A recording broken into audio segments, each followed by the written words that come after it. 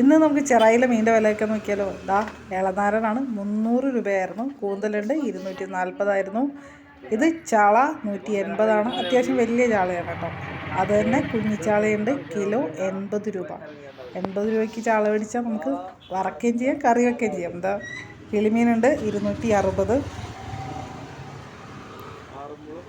ഇത് ഏരി എന്ന് പറയും, 280 രൂപയാണ്. ഇത് വറ്റ, നല്ല വലിയ വറ്റ കേട്ടോ, 300 രൂപയാണ് ഇതിന് കിലോ. ഇത് ഒരെണ്ണത്തിൻ്റെ സൈസ് നോക്കി.